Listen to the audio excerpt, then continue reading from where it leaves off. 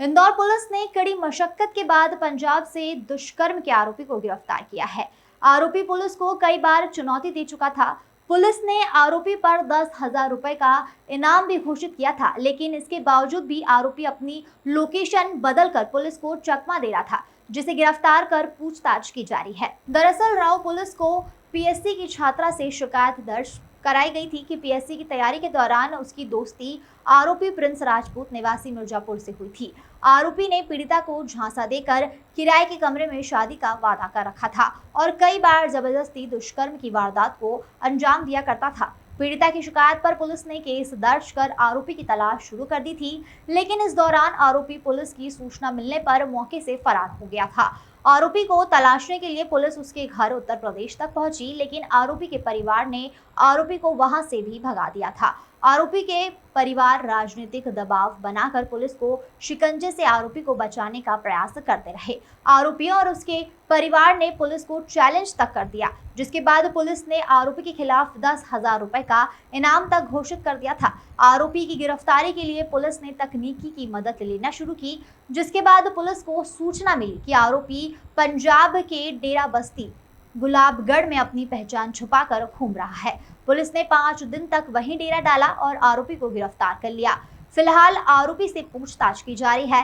गौरतलब है कि पुलिस ने आरोपी को गिरफ्तार करने के लिए मोहाली, चंडीगढ़, दिल्ली, वाराणसी, भदोही, लखनऊ तक दबिश दी, लेकिन आरोपी पुलिस को चकमा देकर भागता रहा। इसमें राऊ थाना क्षेत्र के अंतर्गत एक अपराध 2022 में पंजीबद्ध हुआ था, जिसमें फरियादिया के साथ दुष्कर्म करना और एससी एसटी की विभिन्न धाराओं में अपराध पंजीबद्ध था। इसमें जो मुख्य आरोपी था प्रिंस राजपूत, ये यूपी में बिदौनी का रहने वाला था। यहाँ पर यूपीएससी की तैयारी करने के हिसाब से यहाँ आया था और फरियादिया भी यूपीएससी की कोचिंग में ही उसकी मुलाकात हुई थी, जिसके बाद उसने ये अपराध कारित किया था। पिछले 1 साल से अधिक समय से इसको अरेस्ट करने का प्रयास किया जा रहा था। करीबन 5 बार टीम जो है वो बिदौनी गई, परंतु राजनीतिक परिवेश से होने के कारण और परिवार की अच्छी राजनीतिक पकड़ होने के कारण यूपी में बहुत ज़्यादा सफलता नहीं मिली। अमूमन ये जब हमने घरों में दबिश दी तब भी हमें घरों पे नहीं मिला। जहाँ इसके रहने के ठिकाने थे वहाँ पर भी 2-3 बार दबिश दी गई, परंतु कुछ भी हाथ नहीं लगा।